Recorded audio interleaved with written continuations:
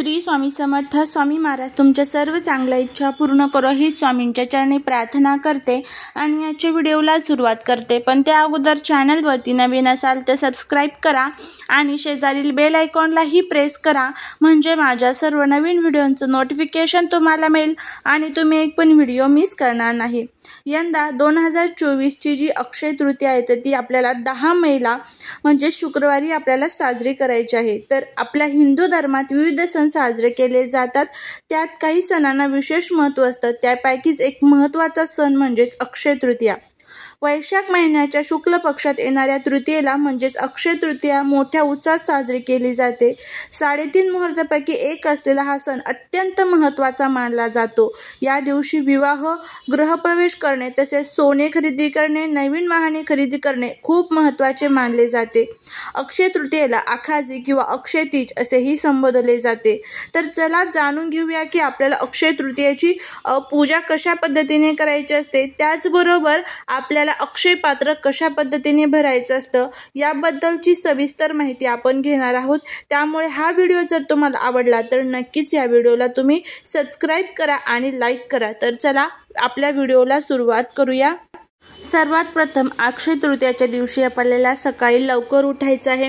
त्यानंतर आपल्याला आपल्या मुख्य दरवाजा जो आहे तर तिथे आपल्याला पाणी टाकायचं आहे. त्यानंतर आपल्याला आपल्या उंबरठ्याचं पूजन करायचं आहे. हळदीचं लेपन द्यायचं आहे. बाहेर तुम्हाला रांगोळी काढायची आहे. तुम्ही सफेद रांगोळी काढली तरीही चालेल, पण त्यामध्ये फक्त तुम्ही थोडासा कलर टाकायचा आहे, कारण सफेद रांगोळी आपण टाकत नाही. किंवा तुम्ही हळदी कुंकू टाकलं तरीही चालेल. अशा पद्धतीने आपल्याला आपल्या उंबरठ्याचं पूजन करून घ्यायचं आहे. माता लक्ष्मीला आपल्या घरामध्ये आगमनासाठी तुम्हाला प्रार्थना करायची आहे आणि बाहेर तुम्हाला दीप सुद्धा प्रज्वलित करायचा आहे. आता हे सर्व झालं की त्यानंतर तुम्हाला आपल्या जे घरामध्ये आपल्याला अक्षय तृतीयाचं जे पूजन आहे तर ते करण्यासाठी खाली अगोदर स्वास्तिक काढून घ्यायचं आणि त्यावरती तुम्हाला हळदी कुंकू व्हायचं आहे, एक फूल व्हायचं आहे आणि त्यानंतर त्यावरती एक चौरंग ठेवायचा आहे. चौरंगावरती एक लाल कलरचा कपडा तुम्हाला ठेवायचा आहे. आणि आता आपल्याला पूजेसाठी काय काय साहित्य लागणार आहे तर त्याची आपण माहिती घेऊया. शक्यतो करून या पूजेमध्ये पिवळ्या किंवा लाल कलरच्या फुलांचा समावेश असावा. त्यानंतर आंब्याची पानं आपल्याला लागणार आहे.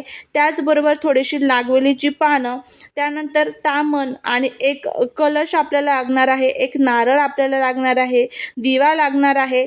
त्याचबरोबर आपल्याला श्रीयंत्र लागणार आहे. माता लक्ष्मीची मूर्ती, भगवान विष्णूंची मूर्ती, त्याचबरोबर तुमच्याकडे असेल तर माता लक्ष्मी आणि भगवान विष्णूंचा फोटो, अन्नपूर्णा देवीची मूर्ती, गणपती बाप्पांची मूर्ती, हे सर्व तुमच्याकडे फोटोच्या स्वरूपात किंवा मूर्तीच्या स्वरूपात असेल तर ते सर्व तुम्हाला लागणार आहे.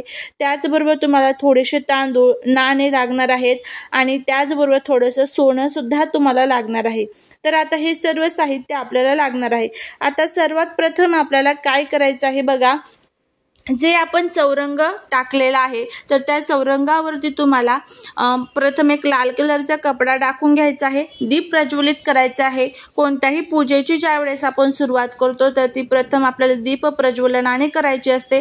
दीप प्रज्वलित केला की त्यानंतर प्रथम तुम्हाला त्या दिव्याला हळदी कुंकू अक्षता वाहून घ्यायच्या आहेत आणि गणपती बाप्पांची जी मूर्ती असते तर तिला ताम्हणामध्ये घ्यायचं आहे आणि त्यानंतर त्या मूर्तीवरती तुम्हाला अभिषेक घालायचा आहे. पाण्याने घालू शकता किंवा पंचामृतने घातला तरीही चालेल.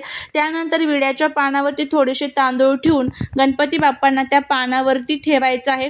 गणपती बाप्पांना गंध, फुलं, अक्षता व्हायचे आहेत आणि त्यानंतर गणपती बाप्पांना तुम्हाला धूपदीप अगरबत्ती दाखवायची आहे. प्रथम गणपती बाप्पांची पूजा झाली की त्यानंतर तुमच्याकडे जर असेल तर माता लक्ष्मी आणि भगवान विष्णूंचा जो फोटो असतो किंवा मूर्ती असते तर त्याला तुम्हाला गंध, फुलं, अक्षता वाहून घ्यायच्या आहेत. मागे तुम्ही तो फोटो ठेवू शकता. जर मूर्ती असेल तर मूर्तीवरती अभिषेक करून ती मूर्ती विड्याच्या पानावरती तुम्हाला ठेवायची आहे. असंच जर तुमच्याकडे सत्यनारायणाचा फोटो असेल तर सत्यनारायणाच्या फोटोचं सुद्धा तुम्ही या दिवशी पूजन करू शकता. त्यानंतर तुम्हाला माता लक्ष्मीची जर तुमच्याकडे मूर्ती असेल तर त्याचं पूजन करायचं आहे। त्यालाही पंचामृतने आंघोळ घालून विड्याच्या पानावरती तांदूळ ठेवून त्यावरती माता लक्ष्मीची मूर्ती ठेवायची आहे। अन्नपूर्णा देवीच्या मूर्तीला सुद्धा तुम्हाला आंघोळ घालायची आहे आणि विड्याच्या पानावरती ठेवायची आहे। त्यानंतर भगवान विष्णूंची म्हणजेच बाळकृष्णाची जी आपल्या देवघरामध्ये मूर्ती असते तर त्यावरती तुम्हाला अभिषेक घालून विड्याच्या पानावरती ठेवायचं आहे। अशा पद्धतीने तुम्हाला सर्व देवी देवतांचं पूजन करून घ्यायचं आहे प्रथम। त्यानंतर आपल्याला एक अक्षय कलश भरायचा आहे। तर आपण ज्या ठिकाणी पूजा मांडलेली आहे तर त्याच्या कोणत्याही साईडला तुम्हाला शक्य झालं तर उजव्या साईडला, शक्य झालं तर डाव्या साईडला तुम्हाला खाली तांदळाने अगोदर अष्टदल कमल काढून घ्यायचं आहे आणि त्यानंतर त्यावरती तुम्हाला एक अक्षय पात्र म्हणजेच तुमच्याकडे जर तांब्याचा तांबे असेल तर त्यामध्ये खाली तुम्हाला पूर्ण फुल भरून तांदूळ घ्यायचे आहे। वरती तुम्हाला त्यावरती काही नाणं ठेवायचे आहेत, काही सोनं त्यावरती ठेवायचं आहे आणि त्या कलशाचं तुम्हाला पूजन करायचं आहे। त्याचबरोबर तुम्हाला 11 1 रुपयाचे सिक्के लागणार आहे। तर एक वाटी घ्यायची आहे, वाटीमध्ये तुम्हाला थोडेसे तांदूळ ठेवायचे आहे, त्यामध्ये तुम्हाला प्रत्येक ठिकाणी 11 1 रुपयाचे सिक्के तुम्हाला ठेवायचे आहेत आणि त्या सिक्क्यांचं तुम्हाला पूजन करायचं आहे। शंख असेल तर शंखाचं पूजन करायचं आहे। आता हे सर्व पूजन झालं की त्यानंतर शेवट आपल्याला लक्ष्मी मातेला जे सर्वात प्रिय आहे तर ते म्हणजे श्रीयंत्र। तर श्रीयंत्राचं पूजन आपल्याला करायचं आहे। श्रीयंत्राला तुम्ही पंचामृतने आंघोळ घालून घेऊ शकता। त्यानंतर ते श्रीयंत्र तुम्हाला एका प्लेटमध्ये ठेवायचं आहे आणि त्यावरती तुम्हाला श्रीयंत्रावरती कुमकुमार्चन करायचं आहे। कुमकुमार्चन करण्यासाठी तुम्ही श्री सूक्तमचं पठण करू शकता किंवा मग तुम्ही कमलात्मक मंत्राचं सुद्धा पठण करू शकता। त्यानंतर आता ही सर्व पूजा झाली की आपल्याला घरामध्ये विष्णू सहस्रनामचं पठण करायचं आहे। अगदी अशा साध्या आणि सोप्या पद्धतीमध्ये आपल्याला पूजन करायचं आहे। आता हे पूजन झाल्यानंतर हे पूजन आपल्याला कधी काढायचं तर दुसऱ्या दिवशी म्हणजेच आता शुक्रवारी अक्षय तृतीया आहे तर शनिवारी तुम्हाला हे पूजन काढायचं आहे। आता जे आपण 1 रुपयाचे नाणे ठेवलेले होते आणि सोनं ठेवलेलं होतं तर ते तुम्हाला नंतर काढून घ्यायचं आहे आणि तुमच्या पर्समध्ये वगैरे जे नाणे आहे तर ते ठेवायचे। सोनं ज्या ठिकाणी तुम्ही ठेवता त्या ठिकाणी ठेवून द्यायचं आहे।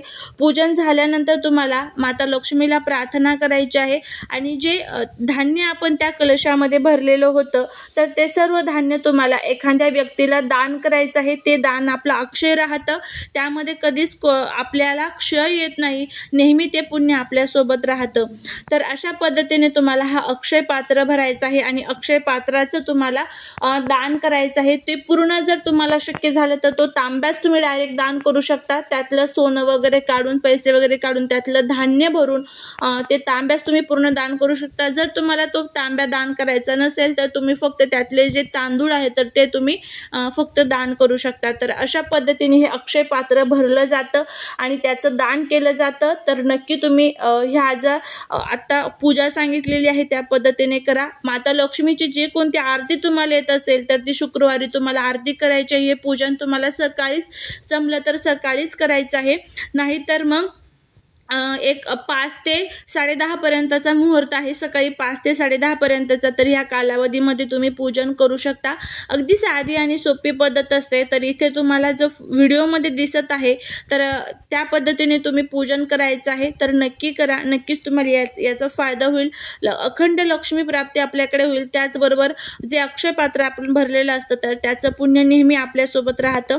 झालेली सेवा ही महाराजांच्या चरणी रुजू करते। व्हिडिओ जर आवडला तर लाईक, शेअर आणि सबस्क्राईब करायला विसरू नका।